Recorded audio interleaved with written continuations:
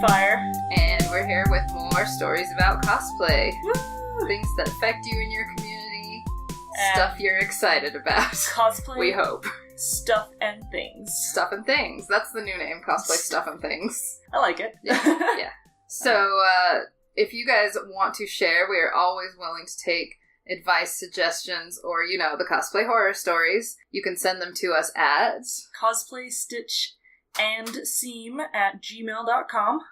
And you can also go to cosplaystitchandseam.com for all of our updates and blog stuff and fun times. There's actually pictures.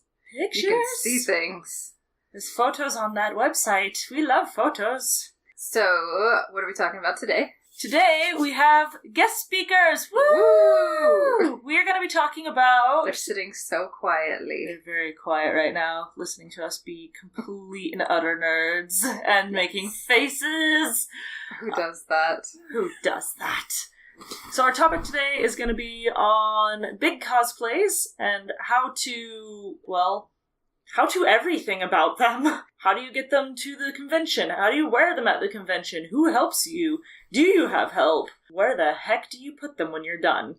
So on both ends of the spectrum for this, we have Sadee, who's here as our resident cosplay helper.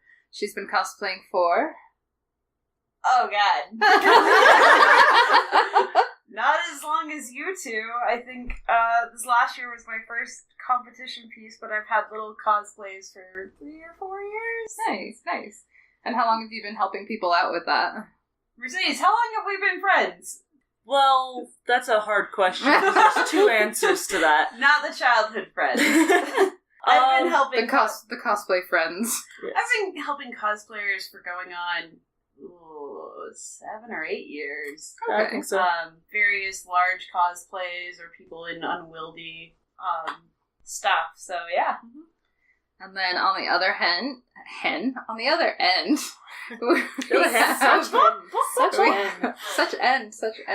we have Garnet Runestar, who has been cosplaying for quite some time, and they are almost always large and unwieldy and require a helper. That's the word for it. So tell us a little bit about you and how long you've been cosplaying. And hello, I'm Garnet Runestar, and I am a meat popsicle. We've never met before. We're meeting now for the first time. Yes. Wow, that's really weird. You guys are in the same apartment.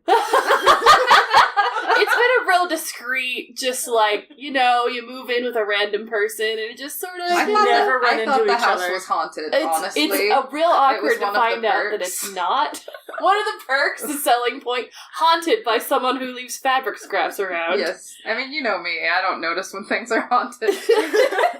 It's a whole other story. But yeah, so I've been cosplaying for, it'll be 11 years this year. I was like, I'll do some basic stuff. And my 3rd costume in, I decided it was time to make the heaviest thing I'd ever tried to wear on my body. So, I kind of just dove in because I didn't know it was a bad idea, I guess is the word for that. I feel you on that. Uh-huh. You think Sadie would know it was like a bad idea to dive into big costumes, but, being the one who helps people all the time. Yeah. Or, poor life decisions, it's fine. I wanted to help someone by being their cosplay partner and decided that big was the way to go.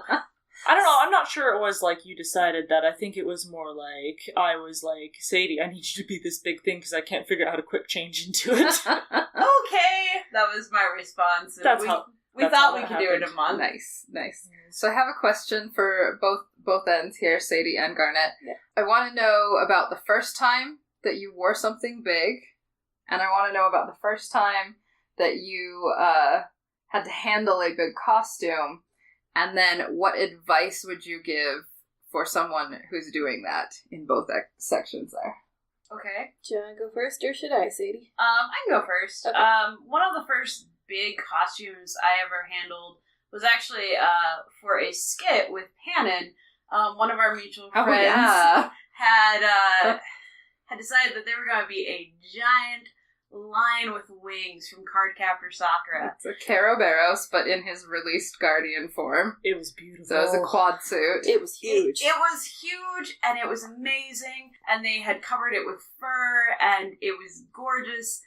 And I believe she got into temperatures of 110 wearing this thing on stage. Oh my gosh. So it was a lot to tackle. We had, so not only were we trying to help her around the convention a little bit in between the green room and the contest, but we were also going on stage. And so I had to be aware of some of the things that could happen on stage. We actually had codes because I wouldn't be able to hear her on stage muffled in her costume. So we had codes that I was looking for her feet, and one of the codes was an emergency code of, I need out of this costume, I am going to faint right here, right now on stage. Terrifying. It was mildly terrifying. So no pressure. I was keeping an eye out for that code and trying to keep her as comfortable as I could. When you're looking out for the cosplayers who are in these big costumes, there's a lot to be aware of, and their comfort and safety should be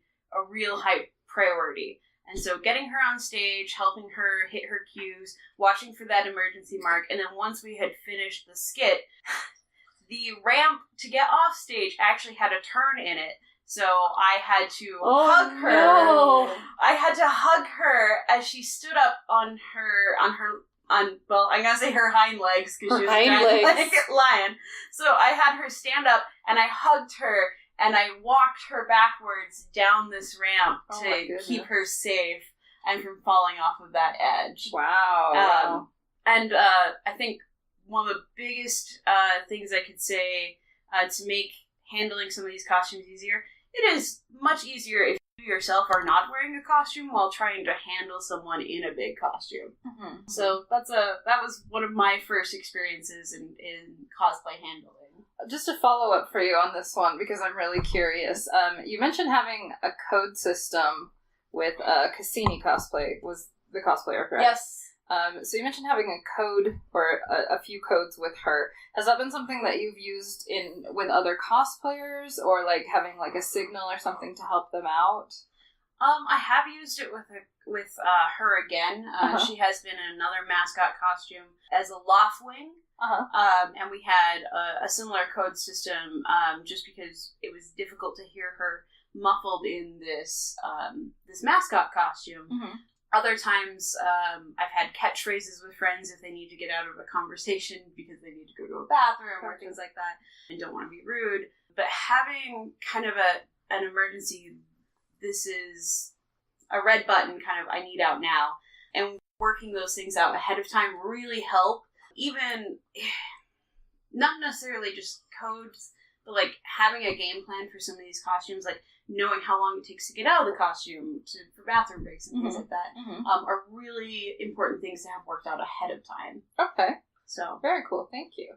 So, Garnet, tell us about your first big costume and then what you learned from it that you would maybe caution others toward. Okay, so I saw this thing online, and it was from a series called Triple Xholic, and it was the cover of one of the manga. And I had just gotten back from Anime Oasis, and I was like, I'm gonna build something crazy.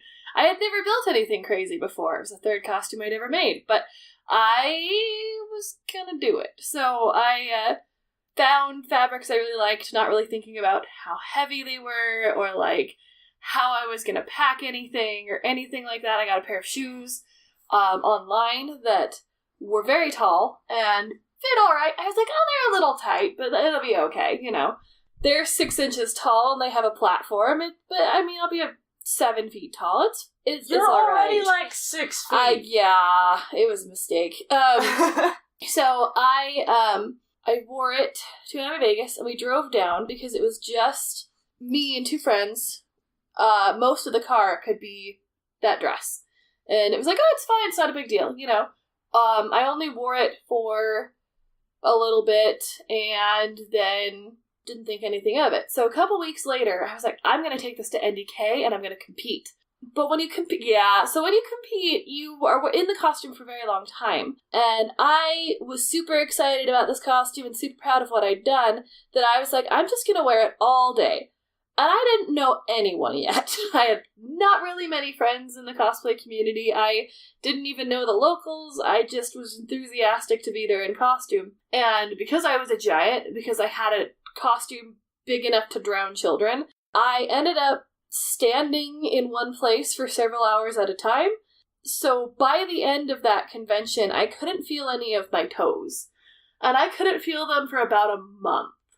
I was a little worried that I had, permanently injured myself. So I never wore those shoes again. Yeah? Yeah. This is why cosplay handlers exist. Yeah, I didn't have one. In fact, I had a friend, and he was like, okay, here, I'll just, lay out your dress because someone's taking a picture, and then I'm going to go to the dealer's hall. And I didn't see him for 3 more days.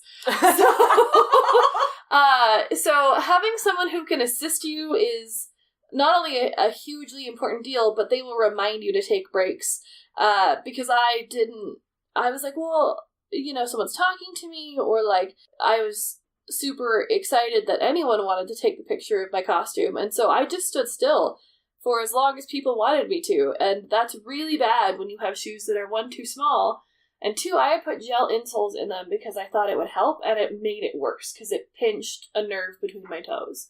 So what advice would you say you have? Test your costume. Advice 10 years later I still don't take to heart, but test your costume. And be aware of the limitations of your body, because you can really get into trouble if you are not listening to the warning signs that your body is giving you with this huge costume. It's easy to be distracted by adrenaline and thinking everything's okay, and then you take it off and you realize, maybe your foot's been bleeding for half the day because you just didn't feel it. So, yeah, having assistance and paying attention to your body's limitations. I can go for, any cosplay, big or just normal.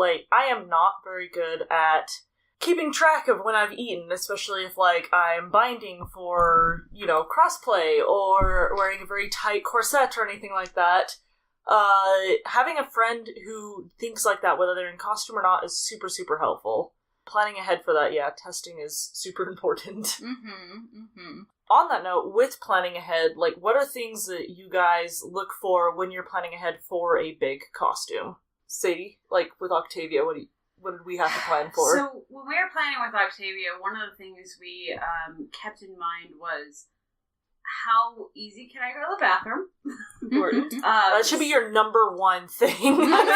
Which, I don't know. That's questionable. By keeping that in mind, I'm actually able to get out of that costume way quicker than I can get into it. I think it takes 2 minutes to get out of and 20 to get into.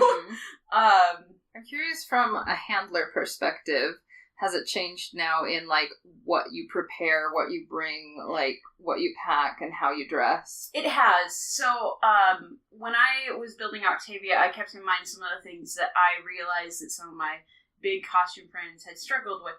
Melissa spoke about the inability to sit down. I can sit in Octavia. If I remove a couple of costume pieces, I can actually sit in her, so I don't have to be standing for long periods of time. The length of the skirt that we use for the pillar hides comfortable shoes, so I can wear flats with it. She can walk way longer than I can in my costume that goes with that. we were very mindful of where the movement restrictions would be, so that I can actually walk quickly enough in the costume. My visibility is impaired, and that is primarily just because of the design of the helmet itself. Sometimes there's not ways of getting around for it if you are going to aim for to match the references. There are some things that you may not as easily be able to avoid, but keeping those limitations in mind as we were building, I was aware of the problems. I tested the helmet. I knew where my visibility would be. And so... You also had the added kind of complication that Sadie cannot wear contacts. She's afraid of things coming towards her eyes. So she has to wear her glasses in this costume, so we had to design the helmet to fit over her glasses so she could still see. Which was amazing, because I can take the faceplate part of the helmet off and just have my face underneath, which is great for That's being really able to cool. air. Yeah. One of the things that as a handler, I became quickly aware of is how fast cosplay had become overheated. Mm-hmm. And so being able to take that faceplate off of that helmet and being able to breathe made it a lot more bearable. I can be in that costume for a surprisingly extended period of time.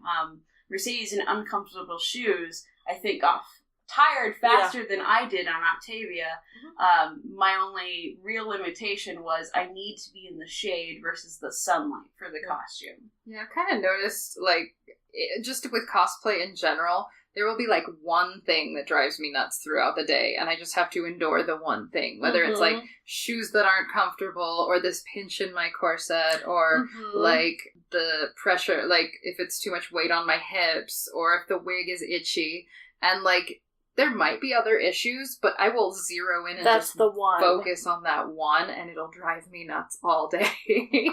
That's where, like, testing beforehand really comes in handy. When I made Sergeant Calhoun, I was not aware of how quickly I would heat up in the foam armor. And it was a nightmare. I was dying. It was awful. Luckily, Sadie actually had this really cool trick where she took rice bags and had frozen them the night before, and then she just kind of pulled those out of... you just had them in your bag, didn't you? So like, you could carry around, like, a little cooler to, As a cosplay handler, I just become super, super duper prepared, and I wear a travel backpack, which I have repair stuff in, and in Calhoun's case, I kept a little mini cooler with these frozen rice bags and another frozen pack to help keep her cool throughout the day. Nice. Nice. Saved my butt. So back to Melissa. Will you remind me of the question again? It's gotten a little meandered. The question was, like, what are things that you do to prepare as you're, like, planning out? Okay. Yes. So, nowadays, it used to be... Okay, well, that's two completely different sentences. It used to be that I assumed I could only go to conventions that were within driving distance, that I would have to drive the car, because I couldn't pack anything into suitcases.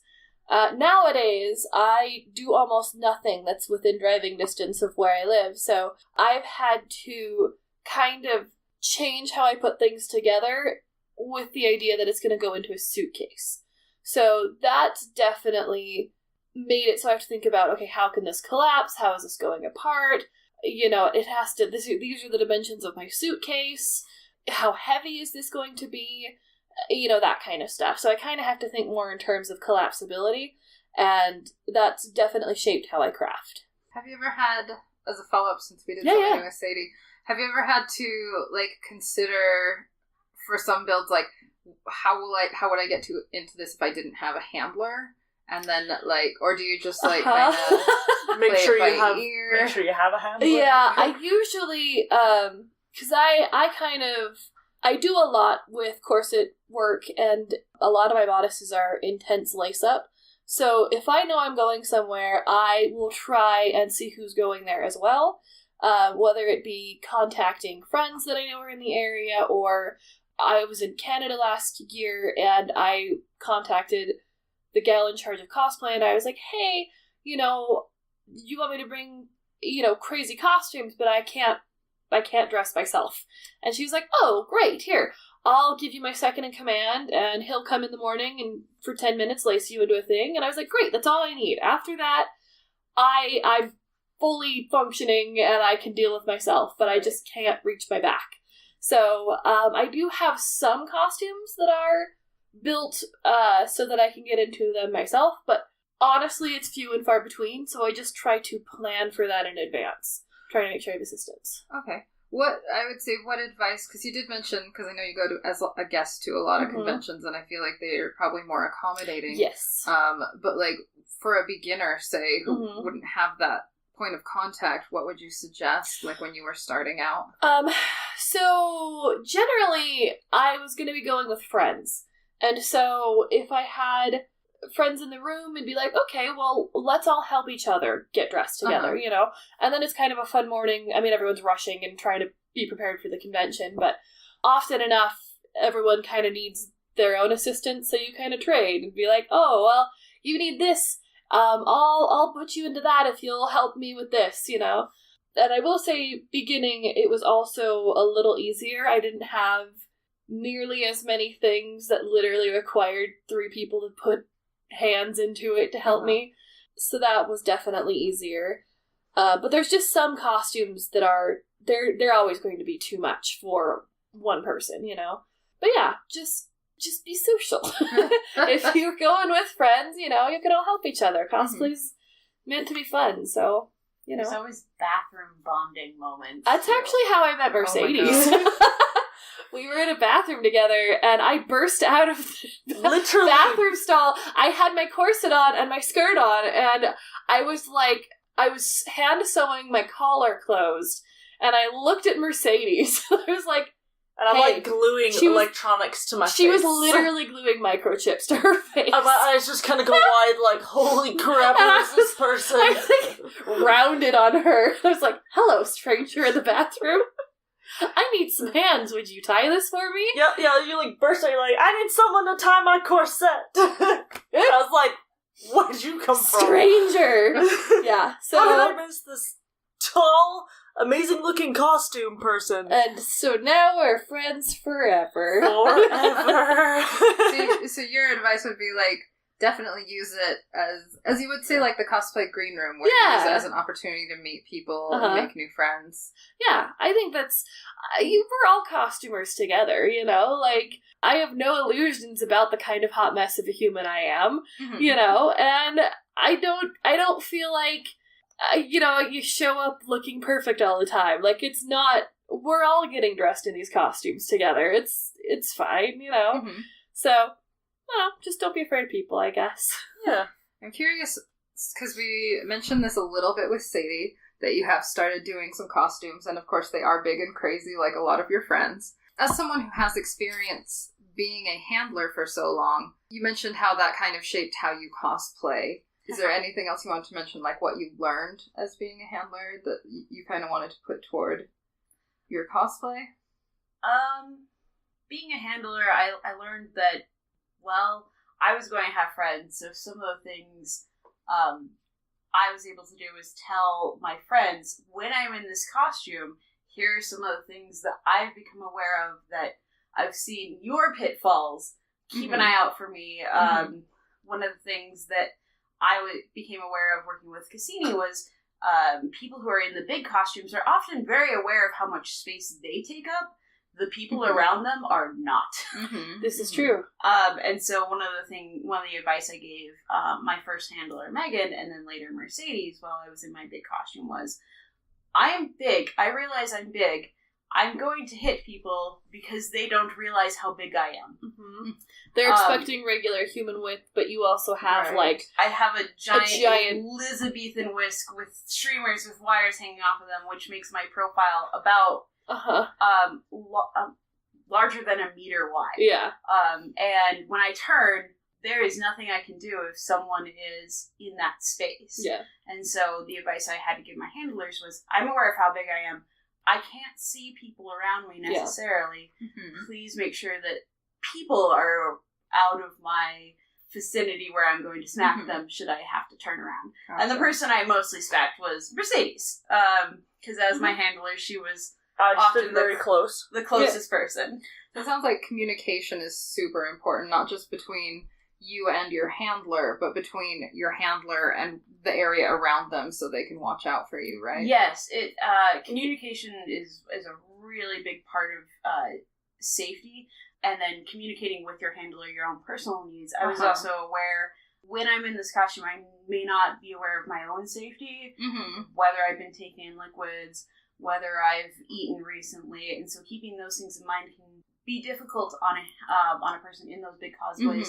And so telling the handler, look out for these things, I may not notice them, is an important thing. On that note too, like having a handler who again can communicate with the people around you without coming off as very bossy and mean, because like that I mean, sometimes like you don't realize that you're doing that and so on, but having someone who very firmly is like, I need people to move out of the way, please, you know, please and thank yous always go a long way, you know, I need people to move out of the way, please, having a voice that can like carry that way, like you pick your friend who's like super quiet and shy, they might not be able to get that out there. It might be just a little harder getting through the hallways, which is fine if your friend wants to do that and they're quiet and shy. It might help bring them out of their shell.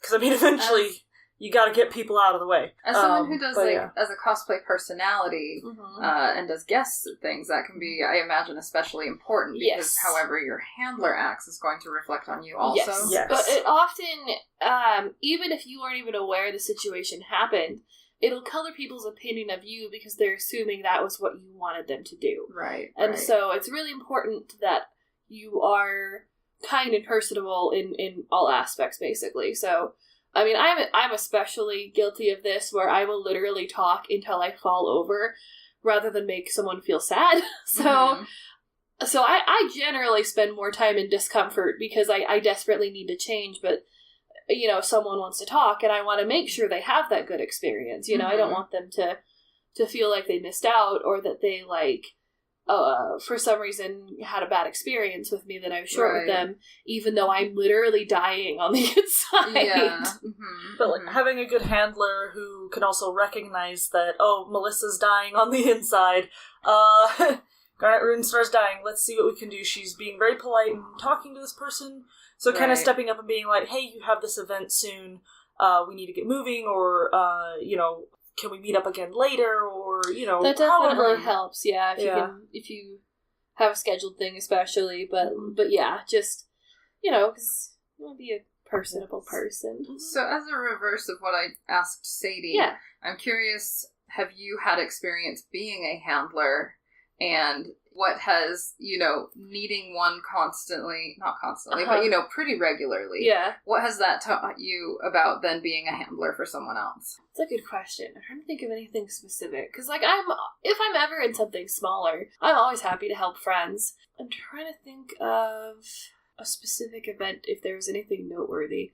Because we work together, my brain went to, when we help at photo shoots. Oh, yeah, that's a good point. I guess that work. I was trying to think of, specific convention events. But yeah, that makes sense. Photo shoots, specifically, you know, you're kind of aware of signs when someone starts to, they don't want to say they're having a problem, but you can kind of tell they are. Whether that's checking constantly, do you need a snack? Do you need water? Do you need to sit down? You know, you're aware of watching, what does the outfit look like? What is the, posing look like? You know, did they shift and, kick the dress and now it looks funky? You know, you kind of are thinking of the things that you are watching other people have to do for you because you can't do them. So yeah, that definitely helps. I have found I'm really bad at the reflector, so that can't ever actually be my job. How about, navigating hallways, or, Mercedes was talking about being the in-between, between, maybe a fan and the cosplayer. Have you ever... Yeah, I definitely have a couple friends that are kind of the same in the sense that they're not very good at removing themselves from the conversation, because they similarly don't want anyone to feel sad. And so I'll try to help them kind of be like, okay, you know, we've got this planned, or this food thing, or, you know, come with me, we're gonna do this, and I'm so sorry, it's been a delight for them to talk to you, gotta go, have a good convention, you know, just be positive about it. But it's definitely a little easier when you are not the one in costume, because you're not, you can still be polite about it, but you can be a little bit more forceful, because you kind of feel a little bit more free, if that makes sense. Yeah. Sadie mentioned communication. I'm curious, since for the people listening, Melissa and I cosplay together a ton. All the time. And we are literally each other's handlers. We are. 99% of the time. So a lot of this is repetitive to me, and Melissa's looking at me like I'm a crazy person for asking. This is just so other people know. No, it's still good. It's still good info. But yeah, once again, we have meeting for the first time. We are meeting for the first time, stranger. What was your name again? But mentioning how communication is important. If you're communicating, let's say for if you wanted something from me, or if you wanted something from a staffer, or do you feel like you have to kind of discuss what the the costume needs are ahead of time with that person? Things to be aware of? I think I would if I were cosplaying with anyone else. Often, because when I'm with you, generally we've built them together and we know. But when I've gone places with people that don't, if I have a particular event that has requested a specific costume, I explain to them, this is what that costume is. This is the kind of work it requires. You know, so I'll need a person, or I'll need someone to help me get from place to place. Some places are more accommodating than others. I've had places literally just abandon me for the weekend and good luck finding your panels. Right. Down to other ones which will literally come and get me and escort me to the place, which is great because then I don't get lost, because I get lost a lot. Yeah. But yeah, so it kind of depends on the circumstance. If I know I'm going with people that are familiar with me and familiar with my stuff, then I don't have to worry too much, because I know those friends are already looking out for me as I'm looking out for them. But if I'm going with strangers, there's definitely a lot more prep work involved. Because your friends know you better than any random person on the internet ever will. Sure. So I mostly stress the communication point, because that's a thing that I know I struggle with. Since you and I cosplay together so much, when I do with other people, sometimes it doesn't occur to me that I need to cover those bases. Well, because they don't know necessarily the stuff, I know the warning signs of maybe you're about to have a migraine, or you're getting a little bit snippy because you've got hangries and we need to feed you, and you're distracted, so you're not, gonna think about it to tell someone, but I'm gonna go, oh, Panda needs to eat, you know? Yeah. And so, it's not that it's not that something terrible is happening, it's that people just don't know the warning signs that you're feeling ill, or maybe you're tired, or whatever, not specifically you, but in general, you know. But for us, since we've done so many intense things together, we already see those signs. We don't think to tell someone else, because they haven't had that experience with us.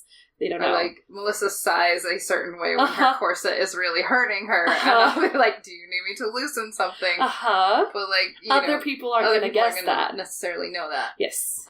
For me, I definitely notice, like Melissa said, I get hangry, I'll get snippy, and, a lot of times I'll say something and I'll realize I was like, that was really snippy, and I'm not actually angry. It's because this costume is making me really annoyed. But a lot of times, if I'm cosplaying with someone new, my communication tends to, break down, and I get really nonverbal, where, this is an example that all of us were part of, was, when we went to the Symphony of the Goddess. We were all kind of testing things out, or wearing different things, and I was wearing my Prince Sidon costume for the first time, which I did not know the helmet would act as an echo chamber and give me, migraines throughout the evening. And I didn't know, how long the makeup would take. And I didn't know this, and I didn't know that. And I was working with Sadie for one of the first times as a personal handler. She'd done stuff for my group before. But, I didn't necessarily know how to communicate with her what I needed. But I think it was good to have a trial run like that, because when we were at ALA, she was so on the ball, and she knew how to be helpful, and she was always there when I needed something. And so, just having that mini trial run before the big thing test was run so your costume, helpful. Test run your handler. It helped so much. Honestly, a good way to do that is, doing not just a photo shoot, not just an event like that, but a photo shoot. Yeah. Where you wear everything, you're in a controlled environment mostly, but you can kind of feel what your costume is going to do before you're in a sea of 50,000 people. Right.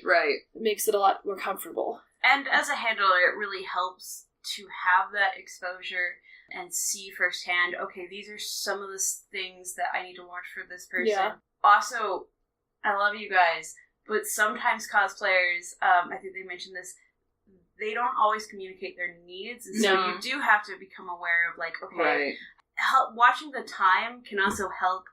Even if you're not aware with a one particular cosplayer, keeping an eye on a clock, knowing, okay, this cosplayer hasn't had water since this time, and so just being kind of aware of that. I find it helpful to try to also be prepared ahead of time for some of the things that you're going to see very commonly. As a handler, headaches are very common, so I keep ibuprofen in my bag. Food, not eating quickly or not being able to eat very well.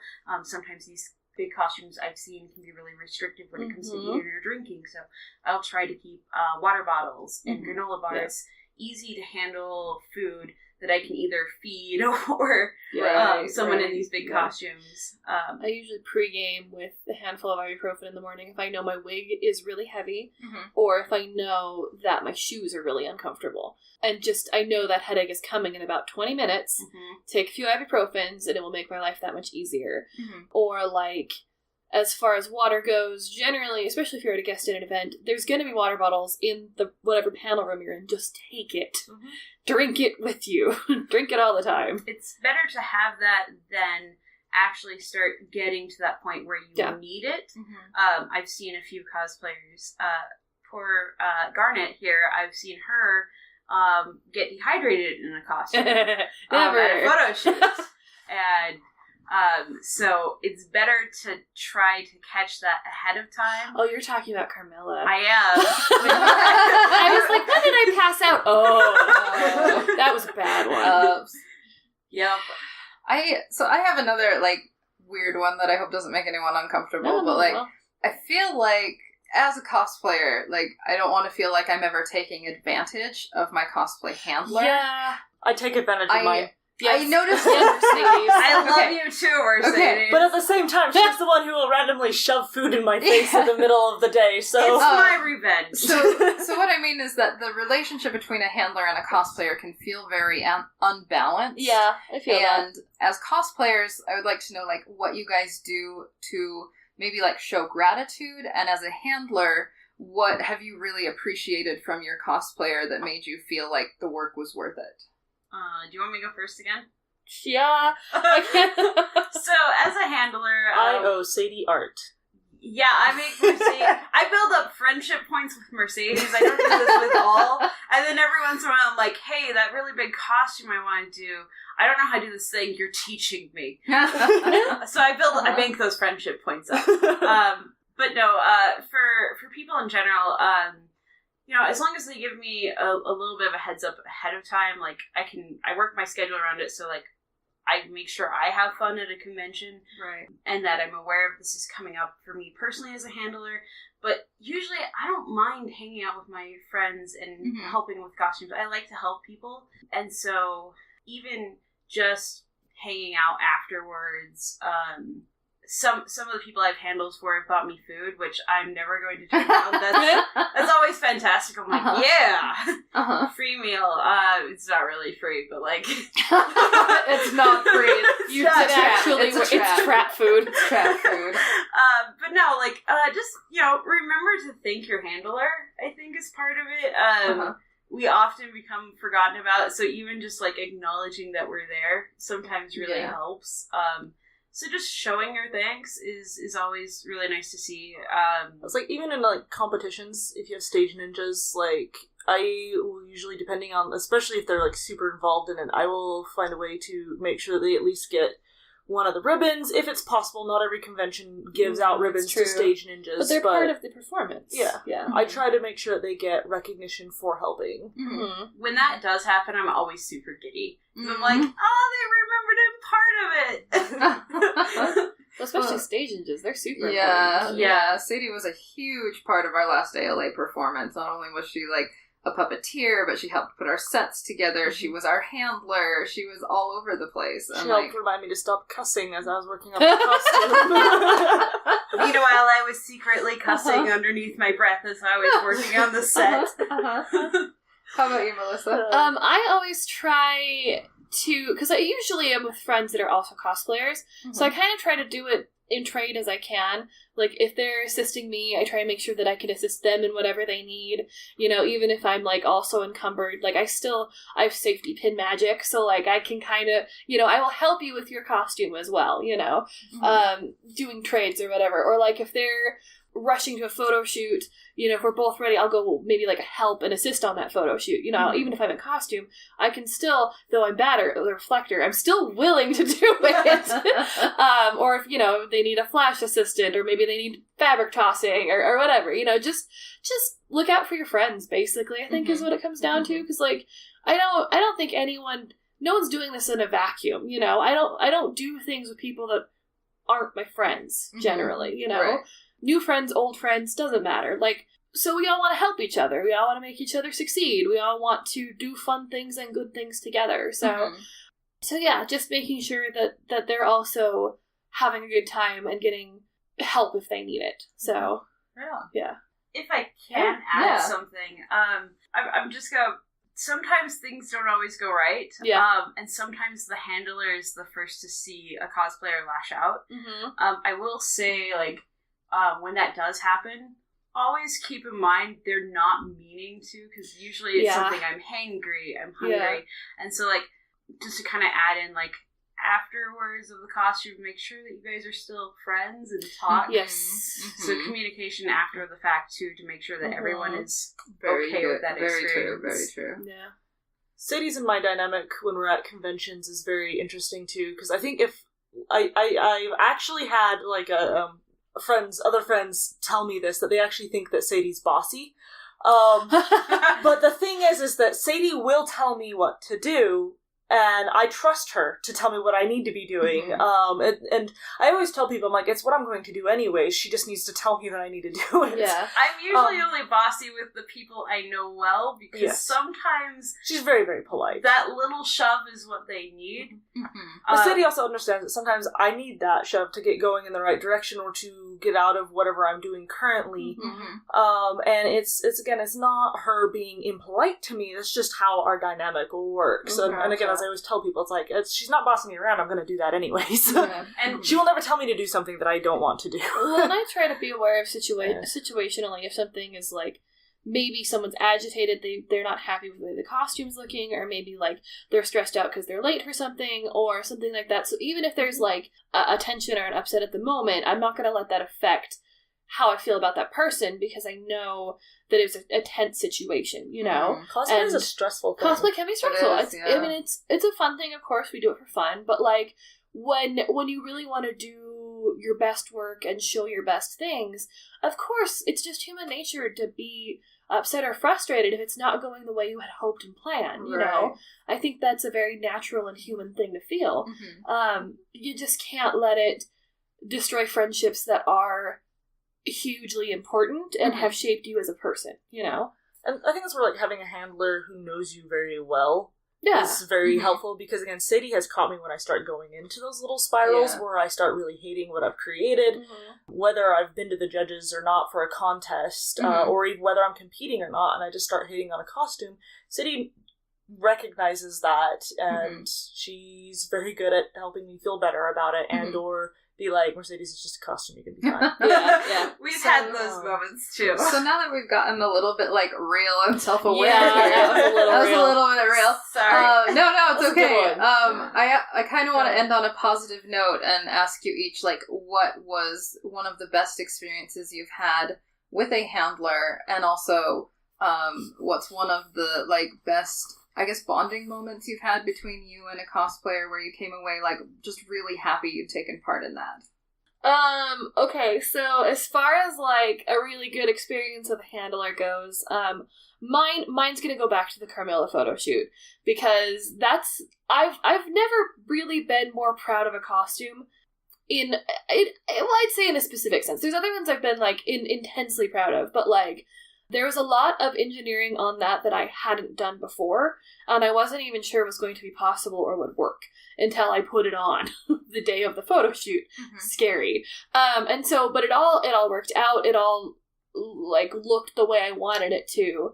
But it is the heaviest single garment I have ever worn on my body. It's nearly 200 yards of very heavy fabric. I have a really crazy wig on my head. I have a 10-yard train. Is a lot, and I normally just kind of forget I'm wearing stuff and I just power through it, you know.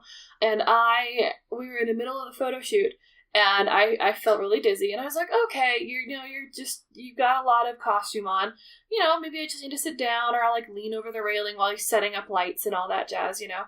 And I sit down, and it's not helping that much, and I was like, well, I'll just sit here until he needs me, you know. Crouching, because I can't actually sit in the costume or I'll never get back up. And so I'm crouching, and then he's like, the photographer's like, oh, will you move over here? And I was like, yeah, sure. So I get over there, and I'm standing for this shot, and the world starts to, like, I feel the world is starting to collapse around my head. like something was squishing it. And I was like, if I don't sit down now, I will fall down these marble stairs. So I kind of, like, woozied a little bit, and then, like sat down. And Sadie immediately was like, oh, okay, let's get some stuff. So she comes up to check on me, and I'm like, I'm doing okay. And then, like, I start to lose control of all my limbs, and they just sort of, like, I think basically the only thing holding me up was Sadie, you know? So I just kind of, like, fell over a little bit on this staircase. And so she immediately, like, she had water with her, she had a granola bar with her, and she ran and grabbed those while the other cosplayer, you know, Sadie was like, you know, Lakes are out of this, so she started, like, loosening that while Sadie went and got water, and, like, made sure I was hydrated, and, like, propped me up in this grand marble staircase of a cafe building, which I'm sure on their security cameras looked like I was dying. Adventure. But, like, you know, had she not prepared, we didn't have anything with us. We didn't have water bottles with us. We didn't have anything that contained... I couldn't have walked to a drinking fountain. I couldn't have. Not only because I was covered in fabric, but also I didn't know where it was, and I couldn't walk. I could barely stand. But because Sadie was prepared, it was fine. We kind of sat for a few minutes. I drank some water, ate a granola bar. All four of us kind of parked ourselves on the stairs, chatted for a couple minutes, relaced the costume, finished the photo shoot. And that would have been it. It would have been over. We wouldn't have gotten all the shots we got, because most of the ones we liked the most came after that. And so it would have been over. Their 11-hour car ride to get to that photo shoot would have been for nothing, because the costume would have killed me. So, because Sadie was prepared, it made all the difference. Nice. Sadie. Can I count that moment? Gotta tell us one of your own. So one of the things I really like about handling, is... Okay, that felt really good getting to play hero, but... but no, I really enjoy, that moment when you're with your cosplayer and people are seeing the costume that they spent so much time in, and you're aware of the pain and the agony they have gone through to get to this point, and you just see that look on their face, like their moment of triumph, and, like, I just get this little giddy feeling for them, like, every time. I'm just like, you did it! You made it! Well, we're here! You're kind of experiencing kind of a private moment, to be honest, you know?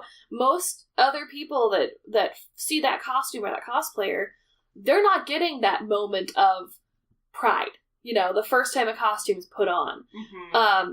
But, you know, if you're there assisting with it, you get to see that, like, the it's done face. Mm-hmm. Yeah. You know, it happened. And, you know, I do, from seeing it on other friends' face, I agree. I think that's very special, you know? It's a really good moment. Like, you couldn't be happier for them. Aww. Like, and you're just, it's like, you feel like a little, like, parent, because you're just like, they did it. I'm so proud of them. Aww. Like, I love that moment. So I love seeing my friends succeed. I love seeing them get that recognition for, like, everything they worked so hard on. And, like, even if their costume didn't come out the way they had wanted, like, still when they get that moment, like, and you see it, like, you're just like, there it is. There's that moment that they've needed. And you kind of need it too sometimes, because you've been with them on that journey the whole time. And so, like, every time I'm handling for someone in the hallway, and watching people really get to admire all of their hard work, every time we finish a photo shoot and we get that first shot and the look on their face of just like, oh, that's me! Aww. Like, and then, like, when I'm helping with the contest and, like, just that moment, even if they don't win, that moment of, like, getting done with the skit and stepping off the stage and we did it, and, like, everything came together, like, people got to see it, like, that moment, and getting to be part of that, even though you are not the cosplayer, like, is really, really special. Nice. So, as a handler, I love that moment. Aw. Cool. Well, thank you guys both. We like to end our episodes, as you may or may not know, with something fun, which is our cosplay horror stories section. Stories. If you guys have one, me and Mercedes try and go first, and then if you guys want to share some, it'll give you like a second or two to brainstorm. I'm gonna do one real quick first, because it reminded me, because you guys had your talking about how important stage ninjas are. So mine has to do, it's actually a follow-up to the one that we did in our first episode, which was the one where my swords broke all over the freeway. That was horrible. So the follow-up was the skit that I was in at that convention, because we did not have any stage ninjas, and we really needed some. Because, like I said, it was a whole Legend of Zelda group. I was Fierce Deity Link, we had a Ganondorf, we had Shadow Link and regular Link, and, you know, we had all these crazy fun props, and it was going to be, like, all fun, and we were supposed to, like, me and regular Link were supposed to, like, transform out, so I turned into Fierce Deity to fight Shadow Link, and we had to get a big screen kind of thing onto the stage so that I could be hiding behind it, because I was kind of the reveal for that skit, and got there and kind of realized it was just us, and none of our costumes were very mobile, and the two Links that I was with were very, like, small, so I was so much taller than everyone that I had to, like, squat behind the curtain as they were carrying it on stage, and we hadn't practiced through any of this. And as we were going up the steps, because it was a step thing, not a ramp, our set piece fell apart, and I couldn't do anything because I was squatting behind it.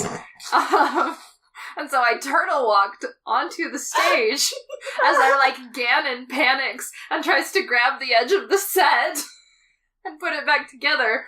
And right as he goes to grab the set to hold it together, his cape fluttered off his shoulders and into the audience. And that was the point where we were just like, this skit was over before it began. This has ended. Yeah, and then we performed the skit and it wasn't any better than that. And it was kind of already a disaster. You can't be Ganon's cape flying off into the audience. So stage ninjas are very important, guys. That's mine. That's true. You got one, Mercedes. I don't have one as spectacular as that right off the top of my head. That's okay. I can think of one that happened when stage ninjas were... Oh! I think I know exactly the skit you're talking about. Yeah, you could talk about whichever one you want, Sadie. No! Oh my gosh, okay. So at least you have the excuse that you guys didn't practice your skit. This is where communication is super, super important. And we should probably plan this a little bit better. But at the same time, we weren't aware that, there was no back to the stage. So one year, I was dressed as Link, Renegade cosplay was Impa, and we had Cassini Closet as a Loftwing. So we were cosplaying from, not Breath of the Wild, that's the wrong game. Skyward Sword, and we were practicing, hardcore. We had this whole fight thing planned out. Garnet Runestar was, coaching us on everything. We were out in the parking lot, and I was, taskmastering, making them fight again and again and again. We hit each other with our swords and weapons, and, it was really fun. We spent, 2 hours in the parking lot, practicing like crazy. And we had the dimensions for the stage, and all the Loftwing had to do, all Cassini had to do was come up on stage, stand in a spot, and then kind of do a couple of actions, but otherwise stay in, this certain area. Well, when we actually got on stage, so we didn't have a handler for her up on stage, because we didn't want to have, the added person getting in the way, especially since Ren and I were going to be fighting, and Cassini's visibility was very limited. So our Loftwing just very much couldn't see very far. Well, as we're coming up onto the stage, I noticed that there's no back to this stage. If she tries to back up and, use something to let her know that she's gone far enough, there's nothing there. So I try to pull her as far forward as possible, but she's carefully making her steps look like the bird stepping, which was really cool looking and looked very accurate, but she wasn't taking very big steps. So I was like, okay, well, she'll be fine right about here. I let her go, we do our actions, and then Ren and I start fighting. And I'm looking towards the back, and I guess, like, Cassini had started panicking a little bit because she wasn't entirely sure where she was, and she didn't want to get in the way of the fight. Where we could see her very well, we knew exactly where she was, but she didn't know that, and so she kept backing up further and further. So partway through the fight, I reached over and I grabbed, she had a collar on, and I pulled it to try and be like, stop, because I couldn't say stop to her, we were in the middle of a skit. So I thought, maybe she'll understand that I'm telling her to stop moving, like, stay right here. That didn't help. It made her panic more, and so when I turned back around again, the Loftwing fell off the back of the stage. Oh no. And Ren and I, like, stared at each other, like, because we had been practicing so hard, and Garnet's like, the show must go on. The show must go on. I will say it was not if your teammate falls off the stage, keep going. It was if you miss a cue, no one knows, just keep going, yes. You know? This was definitely the show is not going on. Our Loftwing fell off the stage. But you could see the conflict of, like, do we continue? Like, you looked at each other, and you looked at the back of the stage, and, like, at the audience. It's just, like, the conflict was so real. We were like, okay. Anyways, we scrambled off the stage to go help the Loftwing. It's funny in hindsight. At the time, it was traumatic. Everyone was very concerned. You made the right choice. Yeah. You made the right choice. It was traumatic. I felt awful. I was like, I should have just yelled stop or something. I don't know. Like, I felt awful. Cassini felt awful. Rena felt awful. We were just, like, sitting off to the side and, like, I had been Cassini's handler off stage, and I also felt bad. I was like, no, I should have been there. So, when in doubt, have a stage ninja on stage. Even if they just wear all black, they don't even have to be a character in the skit. It helps for so things much. You do not, we had no idea that was going to happen. Even with all of our practicing, which I don't usually do. That was my cosplay horror story. Right, Sadie, Garnet. I mean, my one kind of involves falling off a stage too, but it's not nearly as dramatic, so it's gonna feel a little anticlimactic afterwards, but it's the one I thought of before we reminded Mercedes of that event, so I'm gonna say it anyway. Yay! Okay, so, years and years and years ago, I did things with a group of people, and we called ourselves the Otaku Engine, and, we were down in, good heavens, what's that? The St. George for Fanaticu, and we had put together this big show thing we were gonna do. And in all the stress to get it all together, I hadn't slept in like 3 days because we had a lot of costume things we needed to finish, and it was just a lot. So I had not practiced in any of my costume pieces at all. I was wearing character heels. The stage was very small, and we'd all rehearsed, but like we'd rehearsed in a slightly bigger stage space than what we actually ended up with. Mm-hmm. And so I got on stage to do part where I was supposed to grab someone by the neck and, like, with my sword on them in some manner, I was supposed to, like, essentially kidnap them across the stage. And I was trying to be, like, down, like, upstage, like, deep into the stage, but I underestimated how much space there was. And I was in character heels, so I got a little bit off. As I was also in this skit. She was. And I was a character that was a dramatic and... I couldn't actually get up because I couldn't use any of my stomach muscles. They were wrapped in steel. And so I just sort of laid there with my back against the wall, my heels hooked onto the stage, and I was just like, I need help. It's like a solid plank. So people had to come and rescue me, and I was like, oh, this is it. Let me perish. It's over. So, I mean, we restarted the performance and, like, did it over. It was very nice of them to let us, but I was like, why do I bother showing my face in public? Yeah. All right, Sadie, finish us out. What do you got? So, for me, as a handler, my moments of panic are always when something happens to my cosplayer that I am being responsible for. Sure, yeah. And so, seeing the Loftwing fall off the stage was a minor heart attack in the audience for me. But there have been times where I've had to deal with breaks in costumes or in mentality. Late night supports. There have been times where I have been helping Fire, or Mercedes here, at the wee hours of the night, and my goal is don't crack because she's cracking. And so there have been times where sewing snaps at 4 a.m. Those have been sobbing moments. Or I love that work.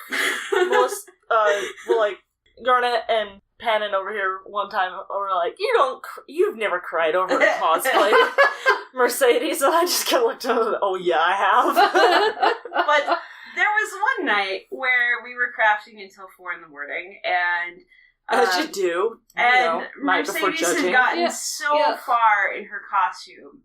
So far, she was working on this lovely tabard for her sister Zelda, and I look over, and I look at it, and I pause, and I think, I'm like, something's off. And then I realize, this is from The Legend of Zelda. There's a Triforce in the design of the tabard.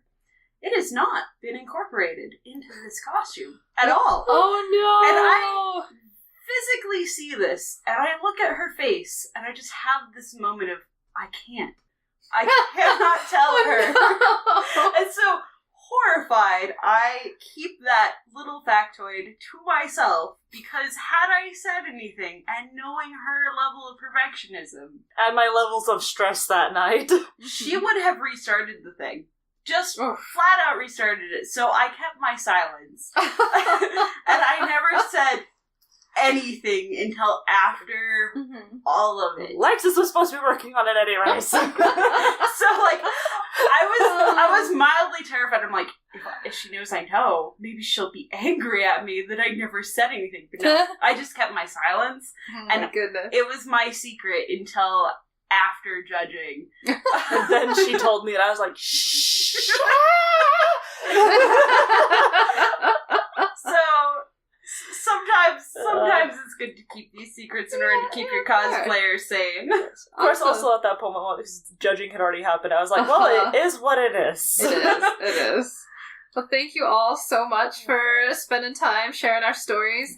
Do you guys want to share social media, anywhere they can find you? Yes. Sure. I am Garnet Runestar everywhere. GarnetRunestar. On Instagram, it's Garnet_Runestar. But generally, if you search that name, that's what I'm going to be everywhere. And Sadie? I just lurk in the comments of these guys' fan pages and in the backgrounds of their pictures. I tag her and stuff. Good. Well, we will be accepting your horror stories, your suggestions for future ideas for what you'd like us to cover, who you'd like to see on the show, and you can contact us at cosplaystitchandseam@gmail.com, and our website is cosplaystitchandseam.com. You can go there for blog entries, photos, all kinds of fun stuff. So until next time, remember, a seam is a stitch your heart makes. Bye, guys.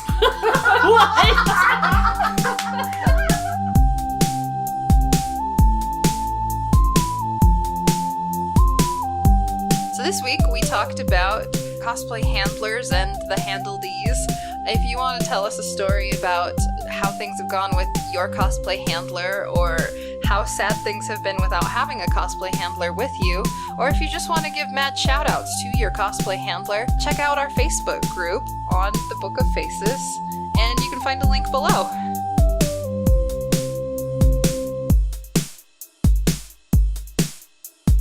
Podcast updates every Friday in the morning, so come check it out on the blog or via podcast links, Apple Podcast and Stitcher and Google Play. Woo! Woo! I said a word. Anything else? We get everything? We have the email and the website mixed up, I just realized. Oh, did we? I'll fix it later. Oh, Fix this thing. Yeah. Yeah, fix this, Mercedes. Don't be dumb. Future Mercedes. Future So cosplaystitchandseam.com. Cosplaystitch Letter N seam at gmail.com. Gotcha. Fancy Musics by Macy Roberts. Fancy editing, David Jeffress from Dungeons and Chill.